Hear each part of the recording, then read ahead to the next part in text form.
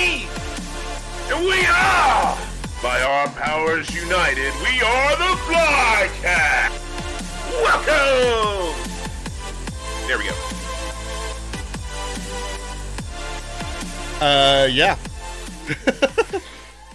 So, we're Captain Planet. Welcome back to the Flycast. This is now our third episode. So, Cheers. last week we decided we were an official podcast because we were on episode 2. So, I don't know what this milestone means. But thank you for joining us. Those of you who are here live or watching or listening in the future, you can catch us on here live on Twitch. Wednesdays at 6:30 Eastern. Otherwise, we're on YouTube at Fly Captain YouTube channel. You can find us on Spotify and Apple Podcasts. So, we're trying to make ourselves available wherever. But yeah, we're just a couple of nerdy DMs who really enjoy playing and running games of Dungeons and Dragons, and have been talking about doing this sort of thing for a long time, so decided to go ahead and just start it. This is now our third week doing it, so we'll just go ahead and dive on in. We just kind of talk about a specific topic for the week, and then the second half of the show, we take questions from our Discord channel. If you're not in the Discord, go ahead and grab a link to that. You'll find one in either on the Twitch page, or if it's for this on YouTube in the YouTube description, or wherever. But yeah, today's topic is small party versus large party. We've, so far anyway, been kind of tackling kind of just some discussion topics and issues that, like, Steve and I have kind of different styles on, because in a lot of ways we have kind of some similar styles. He's learned some stuff from me, I've learned some stuff from him. We've both learned things from Matt Mercer and Chris Perkins and whoever all else. But then, yeah, I know. But then there's also definitely differences in us, which has been really a lot of fun to explore some of those. So today's difference is small party versus large party. I have found myself more and more enjoying smaller parties, and Steve, it seems like he can't run a game unless there's at least 6 people in it. So, yeah, that's kind of our topic. So I'll just kind of kick it to you, Steve. What do you find so enjoyable about a large party? I think primarily involvement. I like getting as many people involved in the game as I can, because I like to see their growth. I like to see their storytelling. And I think the next part is I like covering bases. I like balance. I like parties that can cover all the niches, so that way when I'm creating encounters and stuff, I don't feel like I have to hold back as much. That I can, like, everybody, and also, and I guess that goes into involvement too, is everybody feels that they're important. Like you're like, this is my job. It's like the Navy SEALs. Everybody's got basically like a specialization, so like when they get to do their thing, they're really getting to do their thing. The only problem I've had with it is sometimes communication, but fortunately with our group, like, we've done pretty good around that. I think everybody's really worked with and through that, but I am going to have that challenge with the next group when we have 7 players in that, and also 7 players in the other one. I'm adding one more piece to the dynamic. Now, if you can run 6, you can run 7. But, I think Right. it's just, for me, it's like I want to get people involved as much as possible. And I like to see the personalities. I like to be able to, like, also, for me, it also helps with planning, because, like, if there's downtime activities, I can improv off each person and try to give that one person that at that spot a piece of the sunshine, what I like to call it, and so on. So that's my big thing, is I love that feel of involving as many people as I can. Yeah, that variety. I think you and I both really enjoy kind of getting people into this, right? Like, Exactly. I haven't had a whole lot of ever. I haven't had a whole lot of, like, new players that I've been able to kind of usher in a while. I think Grant is probably the last person who I've DM'd for that was like new. Brand new. Yeah. I've done a few games for some of Megan's friends that are pretty Hmm. new to it, and you know, like my brother, I got him into it and whatnot. Megan, I mean, I got her into it. But Right. yeah, it's been a while since I've had anybody new. But yeah, I mean, I totally get that, right? Like the just being able to usher in as many people as possible all at once. Like, there's nothing like watching people really get it and understand and just really sink their teeth into it. And like you get like your old jaded players who don't ask you to roll a stealth check, they just roll it. Don't ask you to roll an insight check, they just roll it. They're like, is something magical here? And just automatically roll an Arcana check, as opposed to I don't like do that you one. get you get the new players who are like, oh, I don't know. Is there? Can I find out if there's something magic here? And then I get to say, oh yeah, go ahead and make an Arcana check or whatever. Right. I think that's really really interesting. I think that's really cool. Yeah, I think that's definitely a benefit of the large party too. Is what you said, like just kind of covering all the bases, right? It can really kind of suck if you're a DM and you have a really cool idea for something that like a druid would do, but there's no druid, no ranger, no barbarian in the party. So like, Yep. well, all the nature-based stuff that I wanted to do is just kind of out the window. You don't really ever have that Yawn. issue. Yeah. Um, yeah, I think that's pretty cool. I think what I've found is I really I found that I really like to keep the game moving, and I find that that's kind of an issue that I've had with larger parties. I think that's also why I've gravitated towards lower level as much too, because like, I mean, we kind of found out, like, well, not found out, but there was an example of this last night. For those of you watching, if you're not aware, we run a D&D stream on this channel every Tuesday at 8 p.m. Right. Eastern. But yeah, last night we were in this epic fight, 20th level, and yeah, 20th level caster is like, even if Yeah. you're doing your best to be prepared in advance, you're still taking like 5-10 minutes to cast your spell, read the effect, have all the dice rolled. Like that's just a lot going on, and then you multiply that by 7 players or whatever. Whereas a level 3 caster, okay, well that same turn just took a minute maybe, and then multiplied Right. by 4, everyone gets to act a lot more. So I think that's one huge benefit to a smaller party. I also think something that I really, really, really like. You talked about involvement, which I think it's awesome if you're able to involve 7 people all at once. I've found that I have a really hard time doing that, and I've really enjoyed the interaction and just kind of like personal ownership of the party and the party's goals when I have a small party, especially when I have a player who's a little shy or a little just kind of unsure or even new, and just doesn't really know what's going on or hasn't really found their place in the party. When you have just 4 people, there's a lot more chances for literally everyone to shine. No one feels like the tack on, the extra person who's just kind of there. I think that's something that I really enjoy about the small party, is being able to focus in on everyone specifically. There's something to say about an intimate setting, and just like there's something to say about a party. Sometimes you just want an intimate get together. You just want a little wine and cheese, and sometimes you just want the dopest party ever.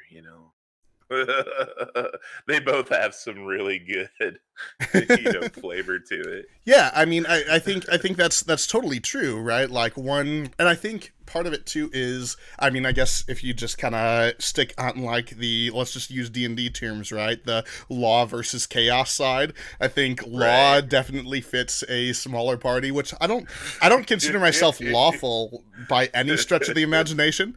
But for whatever reason, I've gravitated there. And then like the large parties, like, I mean, Steve, you just know your games are so chaotic. But that's fun. Like, and I Yeah, we think have a good that's time, man.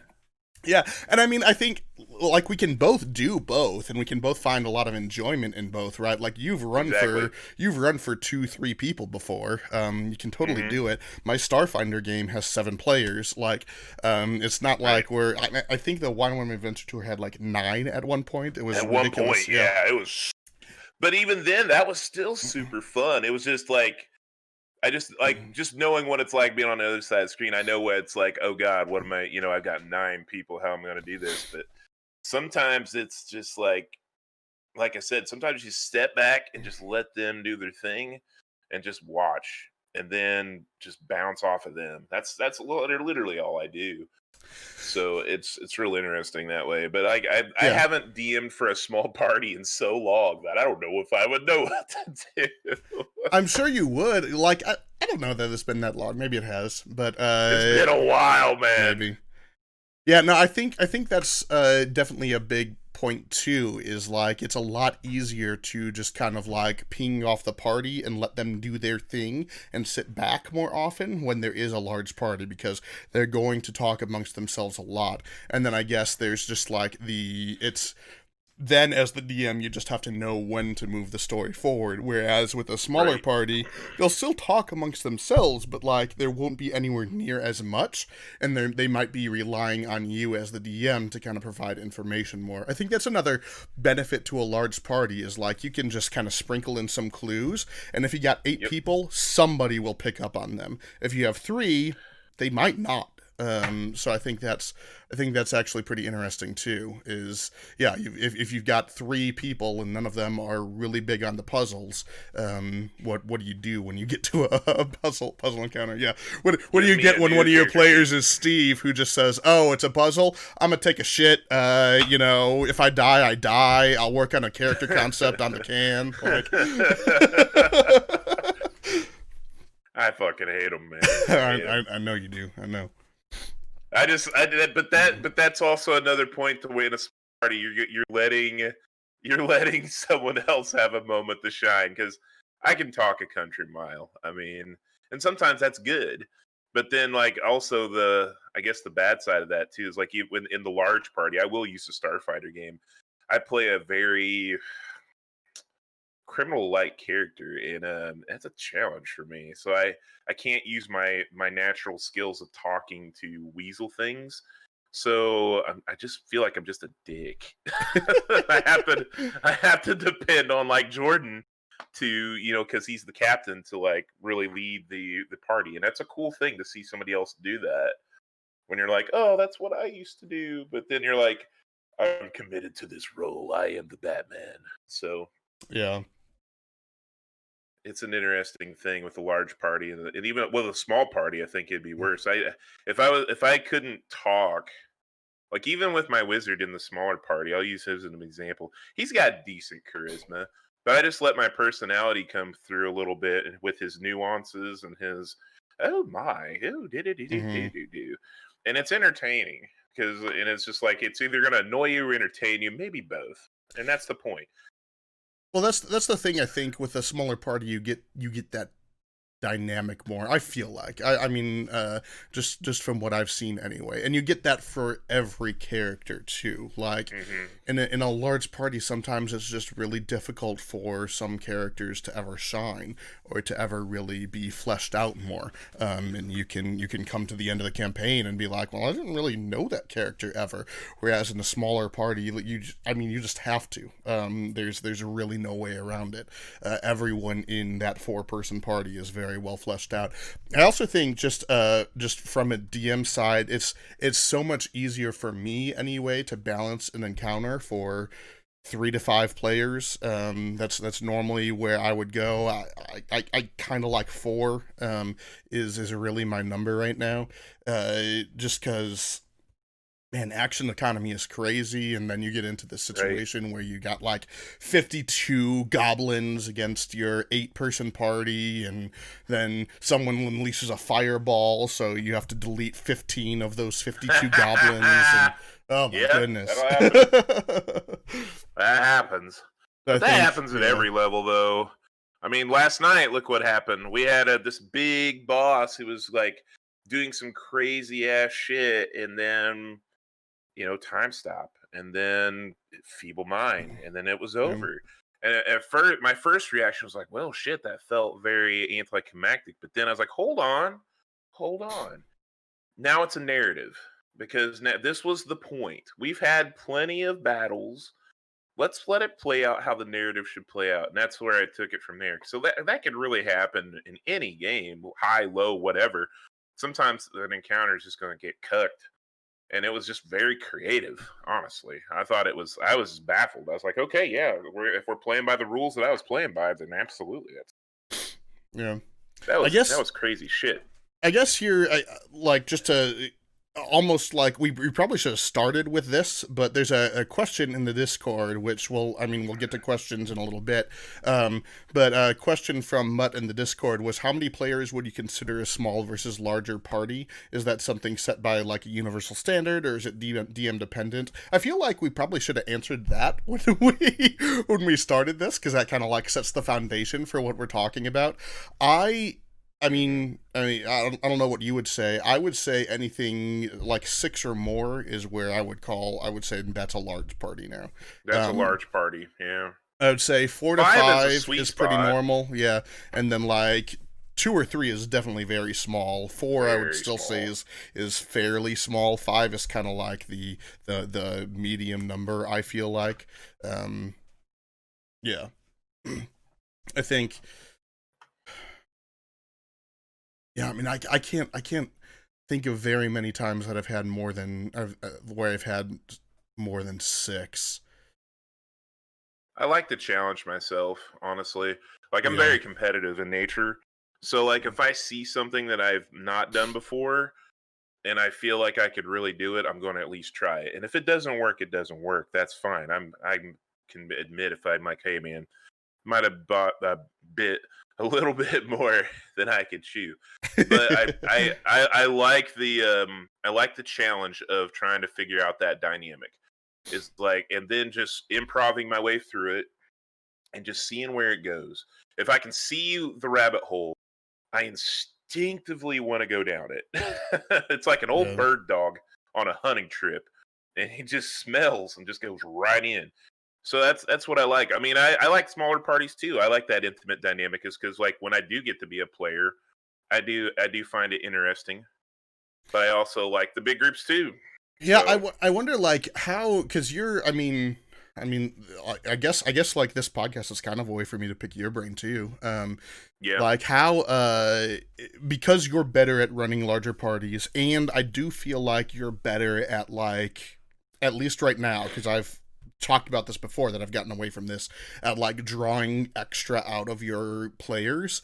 How do mhm. you engage like the quiet player, or the player who's just like there but not really sure what to do in a larger party? That's a good question. I think I'll use Mutt as an example because I feel like when he first started playing, he really dove into that emo side. And I think with him it just took time.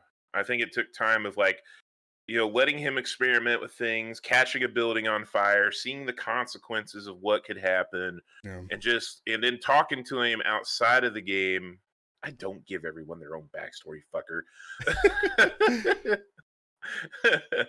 And talking to him outside of the game, and just really like, sometimes you can't do it in game. Sometimes you got to do it out of the game. And I think that's where communication comes into play. Pick the brain. Yeah. Challenge him. Be like, I want you to try this. And I'll use Jordan as an example. He doesn't like to do voices. Well, he might have had a little blackberry whiskey the other night and was impersonating a character on Destiny called the Drifters. Like, there's your voice. That's your voice. I want you to do that. Mm. And just try it. And I think like when you're trying to engage a newer slash quieter player, I'm like a coach on the basketball team with my fucking clipboard, just click, click, click, click, click, click, and be like, this is the play. I want you to do this. Well, I've never really done that before. That's okay. Well, what if I sound stupid? Who cares? Yeah. You just do it. I think that's That's how I I think that's approach it. good. Yeah. Meeper, you asked the quiet player what they would like to eat at the tavern. I've Yeah, used that. and he said potatoes. I've used Right. that as an example before of when I did this well. The issue is that I haven't really been doing that well now, so I need to fix that. Right, right. And that's I think I honestly, since we're talking about improv, I think you've done really well lately. Yeah. I've had a really good time with that whole. I don't think you really did. You plan the chase? Because I thought that was a Yeah. lot of improv moments. Well, I I didn't plan exactly what all was going to happen, but like the chase right. was a planned event or whatever. Yeah, but the things that happened in there, though, did you plan on me going through a house? No, that was a random table.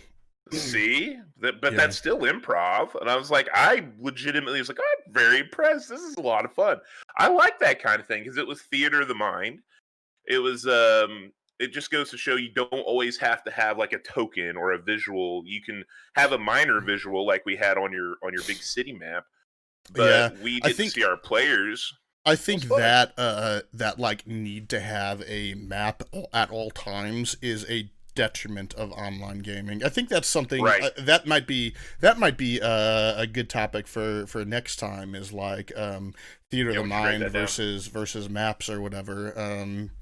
Yeah, because I think there's a lot to be said for having the battle map and having visual aids. I think that's really really cool, but then at sometimes like it's really frustrating though.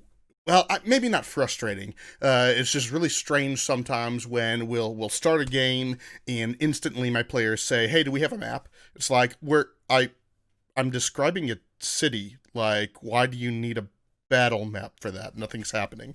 Right. You're walking into a tavern. Like, why would there be? But we've just kind of become so accustomed to, Right. Fantasy Grounds or Roll20 or whatever, and you can just draw a quick map or whatever and put my token there, and then I have a thing to play with, and I can draw a dick. So. Which does happen. Yeah. Yeah. No, I think I just wrote that down because like that is a great topic. I've actually tried to incorporate more theater of the mind stuff where like you don't need this. I'll give you a picture. Like sometimes I'll give you I did that with Athens. I'm like, Yeah, here's a you're good at picture. the like theme picture, like the flavor Right. picture or whatever. Just kind of like to spark the idea or the feel of the area or whatever. But like because I'll touch back on that again. Is like Jordan's like, well, isn't it easier for you to start in a small town? I'm like, not for me, it's not. Now for John's great at building this small town. ABC NPC runs the leather shop. ABC runs the inn. Blah blah blah blah blah. You give me a big city and like a name generator, I'm gonna go to town. Yeah. That's all I need. So for me, the big city is actually easier because it's more chaotic, Right. and it's large, and we can use theater of the mind versus I need your token right here. Yeah. So I think I got off topic. I'm sorry. No, it's okay. It's okay. We're roughly halfway through, a little short. We'll go ahead and just take a quick break here, run a quick ad break, and then we'll come back with questions. So if you guys have any more questions, you can throw them in chat or in Discord. We've got a good amount in Discord to get to, so probably won't get through everything. But yeah, we will be back in just about 3 minutes or so.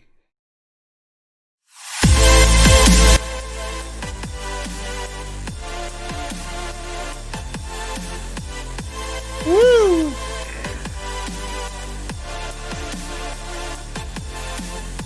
It's the dopest beats, the slickest heats. Welcome.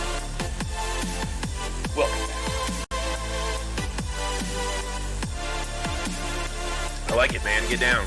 Get down. Get down. Work that shit. Oh yeah. Work that shit. Work it.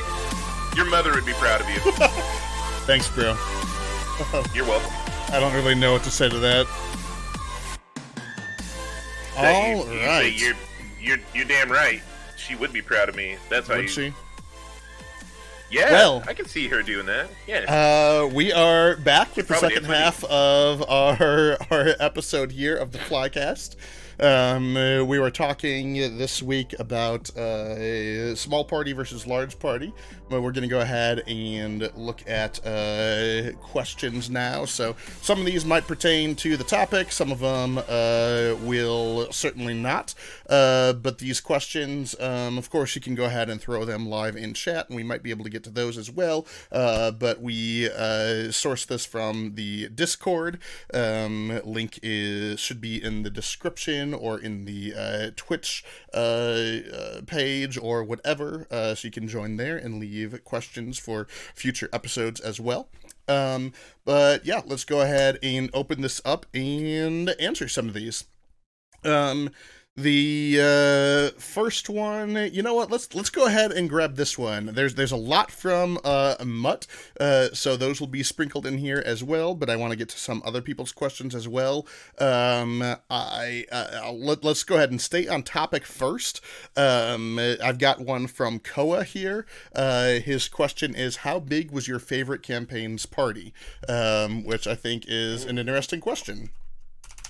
Ooh, my favorite? Yeah. Oh, that's hard. That's like trying to pick your favorite kid. I know, right? You just don't do that.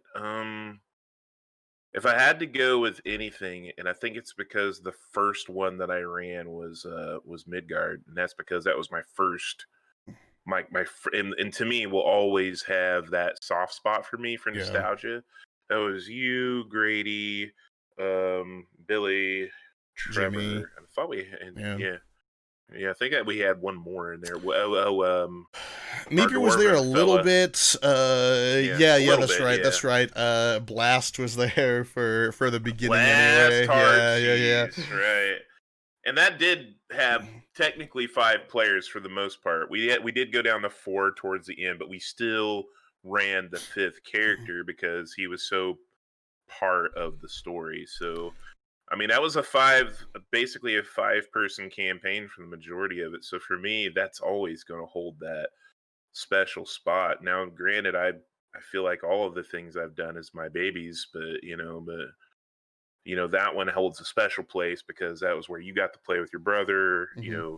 Jimmy got to first, find out about his barbarian fantasies. Billy got to play this obnoxious bard who was wanting to bang your sister. Yeah, that was funny. It's where we learned we don't give a level 2 character a staff of enormous power. That was probably my favorite campaign of yours as well. Right. Yeah, that's cool. It was just a lot of fun. My favorite, I don't know. I don't even know what my favorite is. It's probably... Now, you know what? It's probably the Wyoming Adventure Tour, which has kind of it's in its 2nd iteration right now. How many players has it been? Right now, it's 5. Is it 6?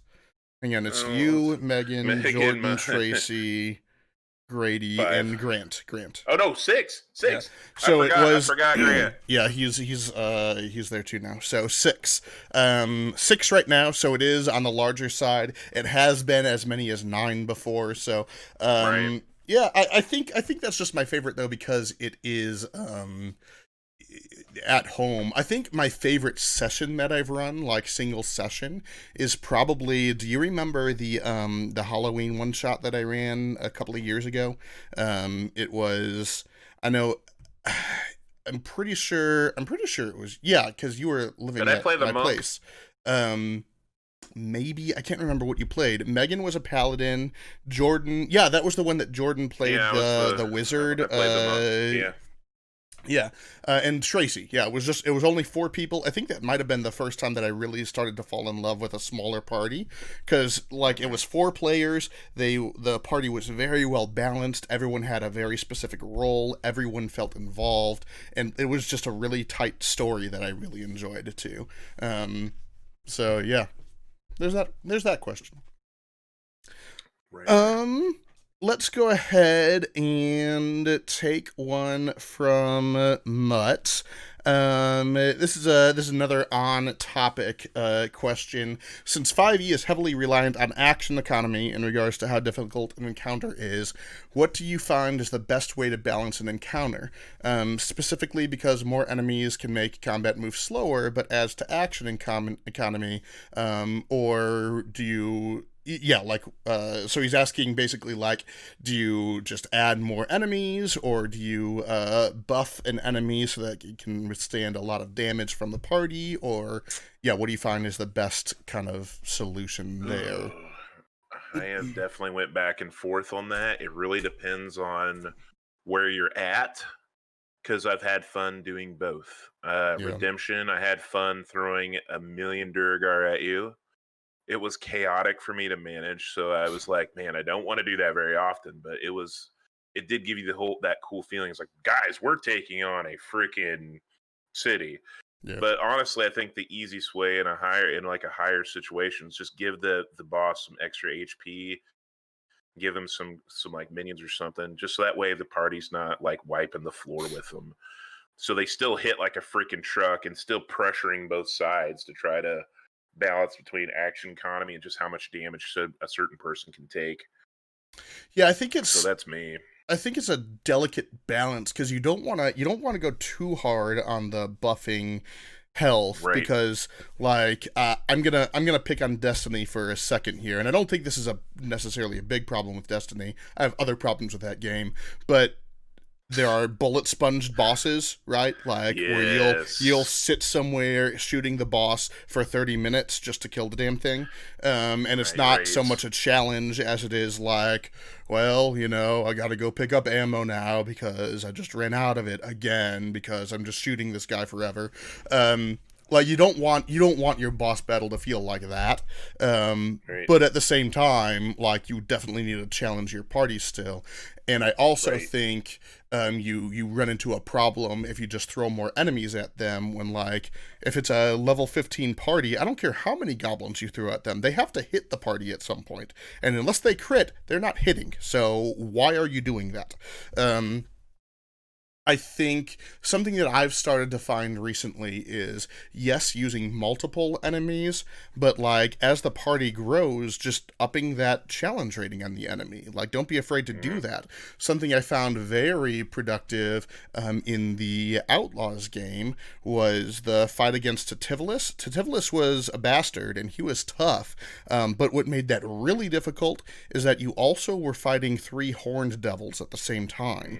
And Mhm. those horned devils, like you guys were level, like, I don't know, 17 or something, and the horned devil Pretty is only high. a CR 11, so just three horned devils is not that bad for you guys, but that's just obnoxious enough to where then you add the boss in. Now it's really difficult. So I've started to kind of try and make encounters that aren't so much just buff the boss or just throw a crap ton of enemies, but like throw a smart amount of higher CR enemies at the party to specifically challenge them, rather than just pick one of those two. I think it's a delicate balance. Mutt also says, "What about giving enemies multi attack?" Yeah, it generally if you're kind of that high up, boss will have that already.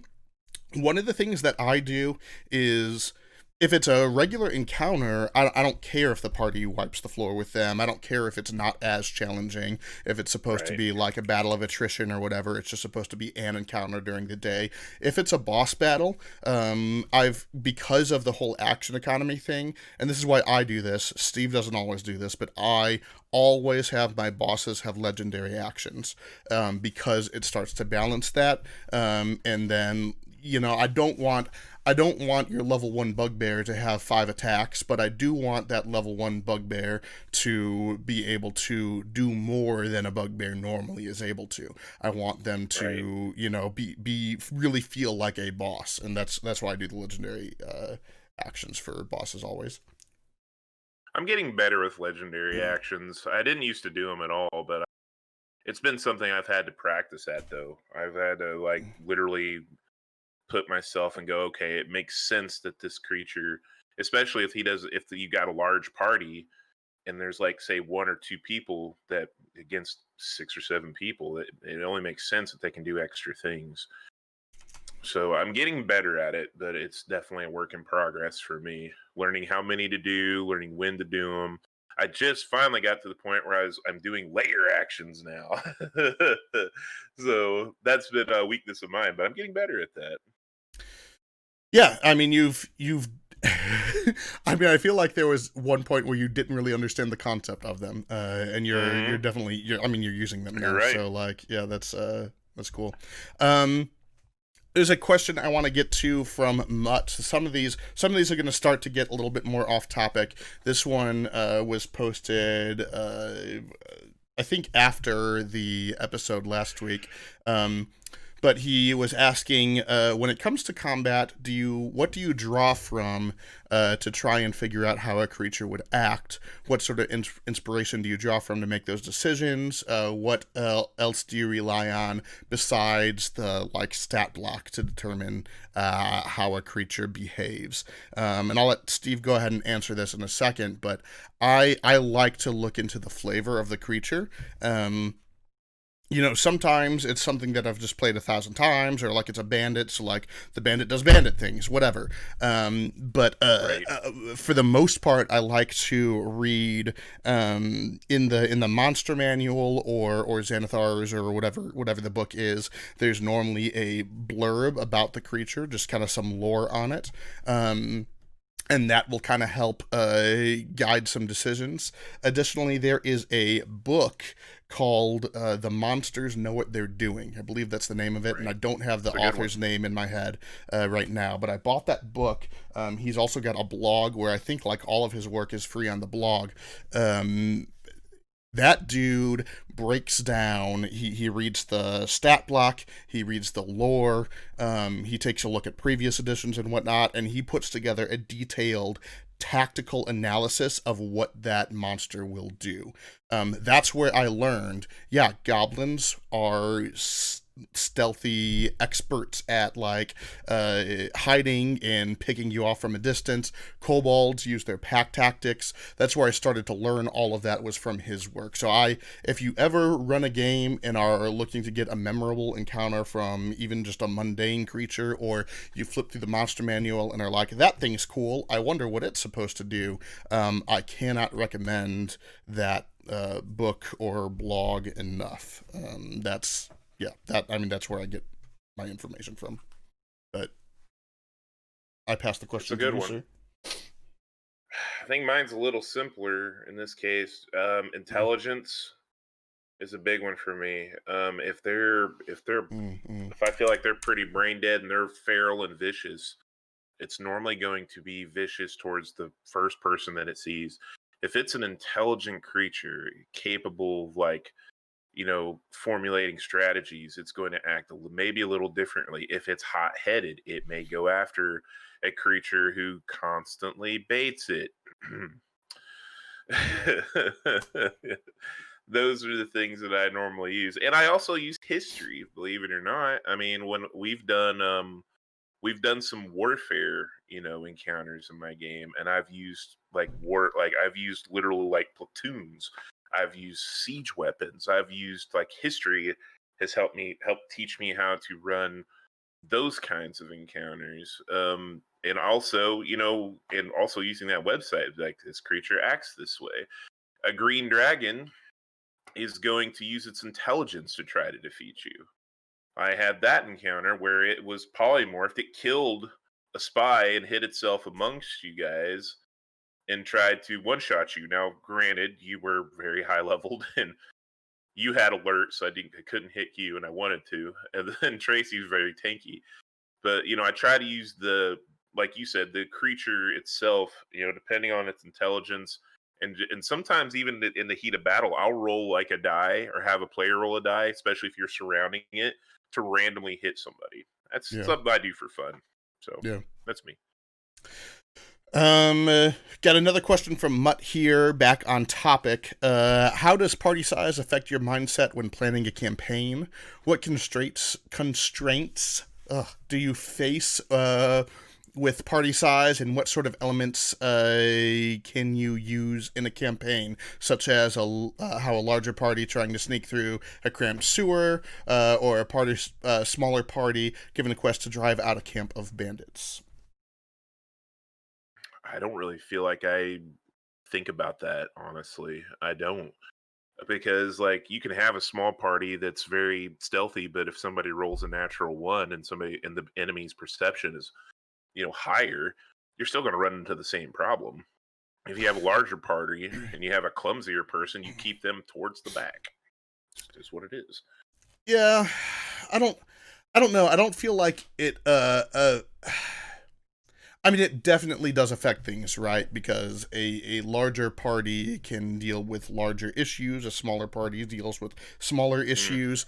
I think that's also just why I prefer the smaller party, because I like to D&D at higher levels just gets so big and so epic. I like to try and keep it as contained and as small for as long as possible.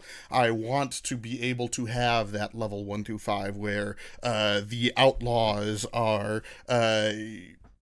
just hanging around this small village of Chester, and they just picked up a small little quest to take care of the rats in the cellar of the whatever, or they just got thrown in jail in the small little jailhouse in town hall and then set it on fire. I really like those small stories, and you can really only do that with a small party. If the party, if the Outlaws party was any larger, they would have just overrun the town. It wouldn't have been an issue. So I do think that I kind of subconsciously take that into effect, but I don't I think that just that affects the entire campaign, as opposed to the encounters, if that makes any sense. It's just like for me, like I know, like yesterday, I'll slightly go off topic, but like the party ended at level 20, and I was relieved to end the game because I'm like, I need that refresh, that Mm-hmm. growth period of a party.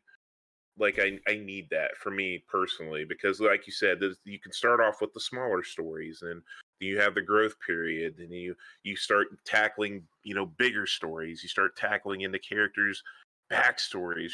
I miss the growth period. I like high level. Don't get me wrong, but there's a reason for the season, and sometimes the season needs to change. Well, and And I do feel like that that was me. high level is super fun and super epic, but I feel like it feels so much more cool and Hmm. epic and awesome when it's earned, right? Like when you're Oh yeah. like, man, do you remember a year ago when that damn hobgoblin who wanted his freaking boar almost killed us all? Yeah. Hmm. Yeah, that was really interesting. Yeah, I think that's kind of cool. Um, Speaking of backgrounds, we're gonna go back. I was able to find some of these questions from a while back when we first started a few weeks ago. And by the way, real quick, if I haven't mentioned your questions yet, they've gotten lost somewhere, go ahead and just repost them at some point. It's not because I hate you or anything like that. They just get There's lost a lot. sometimes. Yeah. There's a lot Um, of them. but Yeah. I've got one here from Map Compass Key. How do you view player backgrounds in regards to the adventure overall? Does it factor into the beginning of the adventure or help shape the narrative? What are some ways you use it to move the story, or do you ignore them entirely and view them as just a guide for player roleplay? Ooh, that's good. I don't. It really depends on the situation. Like, if I need something, I could go to it, but I think I've had the players bring their backgrounds to me more, and it may be something I just need to work on more with using Mm-hmm. their backgrounds. I like to use the background story or the backstory, but I don't like with like your background sometimes doesn't come into play for me personally. And you can use it as a guide for role play. I mean, I think that's always there. But sometimes, occasionally, if you're on a boat and you have a sailor background, you're going to probably take the lead in that situation. If you're a spy or come from a spy background and it's a stealth kind of thing, that character's probably needs to step up and tell the DM, because sometimes, I mean, especially with as many players as I have, some things are going to get lost in the shuffle. Yeah. I'm not always going to know your abilities. I'm not always going to know every detail to your backstory. I've got a lot of things that I'm watching, and that's no excuse. But at the same time, there's a lot going on. So if you feel like that, I think that's where it goes to communication. Be like, hey, Steve, hey, John, I got this is my background. I kind of want to bring that into play. Do you have Yeah. any ideas? And that's where we can talk either before, a day off the game, and whatever. We can work it in, Yeah. basically. If you want to bring that into the game, we can work it in, but it's not always going to come up on the fly. So that's where I'm at with that. Yeah, I think like the mechanical background is intrinsically tied into the backstory. Like as far as the mechanical Hmm. background goes, I don't know what anyone's background is. I don't really care what anyone's background is. If it comes into play, great. If not, whatever. But as far as the backstory goes, I really like to try and kind of factor that into the game. I don't always get to. I think it's a lot easier to bring that in a homebrew game. I think like Hmm. for instance, running Dragon Heist right now, there's just really no way to bring in Hard to backstory. do. We've been able to use some of the players' backstories a little bit. Like we've been able to establish that Desmond's family has a home in the Royal District, and you kind of met his some of his family there anyway. We've been able to use the fact that Ophelia is a painter and has some connections with like the Bardic College, and we've been able to use the fact that Sweets has connections with the Bakers Guild, and the fact that Delia has connections with the Shields of Devotion, and Desmond with the Seekers. But that's less like backstory than just kind of like connections that people have. So I think that's really difficult to do with a module where like the adventure's already played out. I think the best use of like a backstory, bringing that into the actual game is like adventure ideas and narrative ideas. Something along the lines of uh man, I don't know. I'm kind of blanking right now. Um yeah, something along the lines of my first online campaign when Veil of Shadows died. We were able to bring in Right. his backstory of like tracking down his like whoever it was that like laid waste to his village or whatever. I can't remember the exact ins and outs, but like that ended up being an entire story arc. Um, which I think is really cool to do with a homebrew campaign, to tie in Right. story arcs for the entire party that have to deal with one particular player's backstory, which I think is fun. But otherwise, yeah, I don't know. I haven't done that in a little while. I want to be better at that. It's something that can easily fall by the wayside, I feel like. Right. It's easy to like miss, especially like when you, like I said, when you got a lot going on, you're building worlds, you're building narrative. I really like to make every player feel important. And sometimes some things are going to slip, and I think honestly, especially in my parties, communication is key. If you're Yeah. missing something, you need to let me know, and then we'll work on it. Yeah, and I want to touch on that too, and this might be another good topic for a future episode, is communication outside of game. Like I can't Hmm.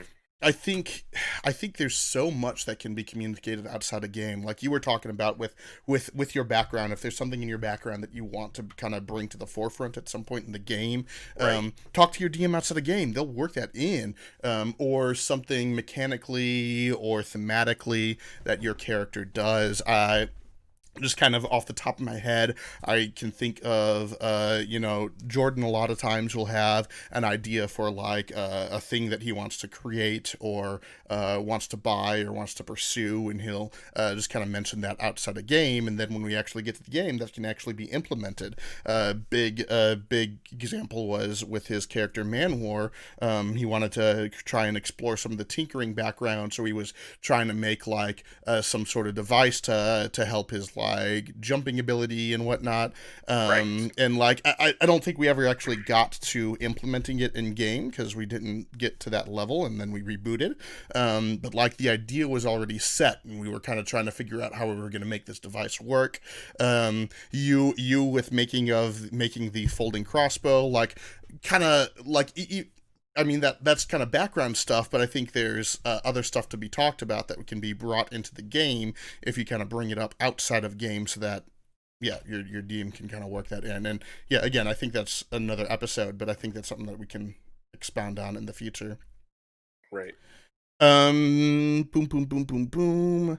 Let's see here. Let's go with this one. This is a good one for Steve. Also from Mutt. Back on topic here. Oops, I keep bumping my microphone. How do you keep the chaos to a minimum in a larger party? Since more assertive players might accidentally drown out a more quiet and shy player, what methods do you use to make sure all players have their time in the light, especially if an entire party has a single NPC in front of them for the entire party to interact with? I know we've touched on this, but if you have anything else to... I don't feel like I've had too much of a problem with it, because I think a lot of people respect, like, if they're talking with that, a lot of times, like, it's not the whole party isn't always with you. And that all honestly helps. If you're in the city, a few of you go to a shopping trip to one place, a few of you go to another. I do what we call a cut scene, where we're cutting to this particular group and this player when they have this interaction. We cut back to the other group. And honestly, I think it just really depends on the feel of it. If the person's having something that's interesting and talk about, we focus on that. And then somebody can politely insert themselves, and we can go from there. I mean, it's really just timing, a feel, and just improv. I mean, I don't feel like that's chaotic. Like, the only time it's chaotic is when you guys are just having a good time, and then we can let you have your fun, then just gently move forward. Not like, hey guys, fuck off, shut up. That's, to me, I don't like to do that. But I'm like, I'll gently try to push it forward in the there. Sometimes it works, sometimes it doesn't. Yeah, the only thing I'll say is I when I see that starting to happen, where I'll just have a talk with the players and be like, "Hey guys, love the energy. Let's try to not talk over each other." Right. And I've had to have that conversation a few times, and it's not like to single anyone out or anything, and it's always been helpful because everyone realizes, oh yeah, that's obviously, and we move forward. So yeah, I haven't ever had a huge issue with it because it's always just super easy to address. No one wants to be that guy, right? So exactly. Koa threw a question in chat, and I'm not sure if I have an answer to this, but has anything happened outside of D&D directly influenced how you DM'd a game? I mean, I've had plenty of things influence me that helped me learn how to run a game. I love fantasy and I love stories, movies, comic books, writers, authors, history. All those things have personal meaning to me that have helped me in one way or the other when I create things. Yeah, if you're talking about like world building inspiration and narrative ideas, I mean, obviously, right? Like everything that you said. Yeah, I mean, video games And I a think lot, right. We've all had adventures as kids with our friends where we go somewhere we shouldn't. I mean, if that's what he's meaning, having that. But then again, I don't make a dungeon based around an old paper mill that 5 kids shouldn't have been in. It's hopefully that's a little bit more. Love it. We've got time, I think, for one last question. I'll go ahead and take another old one here from Sky Fireflies in Discord. How do you take into account the play styles of everyone at your tables? And how easy or difficult is it to plan accordingly and try and find places where everyone can get what they want out of a game, especially when trying to balance for a large party versus a smaller party? Playstyle is just what it is. It's playstyle. Some people like combat, some people like narrative. Some people like both. I like both personally. is trying to find that balance of like, okay, this session may be combat heavy. And sometimes I'll even let the party know. And Mm-hmm. sometimes we may have a very narrative heavy. But honestly, like for the majority of my games, I try to have at least one combat and at least something to help push the story along to make it make sense. That's me. Because that if I can encompass everything in a circle, then I'm hitting everything that what people like. And then sometimes that person who likes combat may need to be a little bit more patient for a little while, and it also gives them that opportunity to maybe work on those improv skills. And then somebody who likes narrative over combat, if it's combat heavy, they can learn the, hey, I'm going to have to be a little patient before I can interact more, and they can work on enjoying the combat. So if you can encompass everything in the circle, you're going to hit everything for everybody, and it's more satisfactory. Yeah, I think it can be kind of tricky, but I think just balancing always is a big deal. I think nobody, even if you're a combat heavy fan, you don't want to have 3 games in a row where all you're doing is getting into combat after combat after combat. You can really enjoy dungeon crawl, but if every session's a dungeon crawl, that becomes a slog. You can really enjoy the role play, but if you haven't gotten into a single combat for 3 sessions, that's like, well, I mean, why do I even have a character sheet? Are we just like writing a book? Like, what's going on? So I think that's really good is to try and have at least one combat and at least one story piece every session. I don't think that I've ever intentionally set out to do that, but I do think that literally every session I've run I think has that at least one of each of those things. And there are some that are more combat focused, but then the next session might be more narrative heavy. I think it also makes sense to set the expectation at the start of the campaign, and even like from session to session, like you said you'll even let the party know if it's going to be a combat heavy. You do that, and I think that's helpful. But yeah, if you're getting ready to run, Curse of Strahd or Dragon Heist, those are both fairly narrative heavy campaigns. And if you get a group of people who just want to roll dice and have fun, they're really maybe not going to enjoy that one as much as just kind of getting together and making a funhouse dungeon or something along those lines. Or if you are getting together and making some sort of funhouse dungeon, Dungeon of the Mad Mage or whatever, and you have a group that really just wants to get into their character and explore their background and see the whole world, that's not the campaign for those people.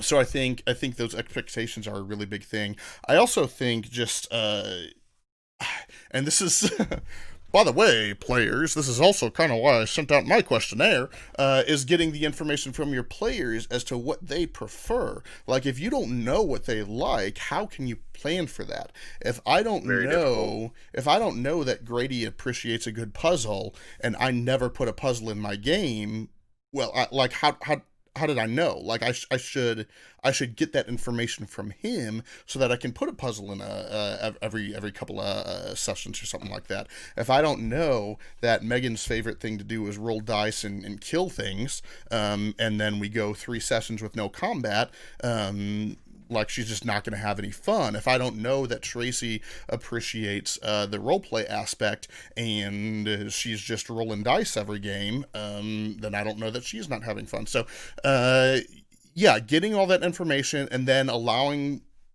players their time to shine in that role, I think, is huge. With that, we've gone an hour. Yeah, man. Do you have anything further to say? I hope you all have a wonderful day and look forward to the next campaigns, man. Right on. So, you'll be able to catch Steve at Stevo the DMO streaming on Twitch here and there throughout the week. This Saturday we've got nothing going on Fly Captain. Sorry, last 2 weeks we have.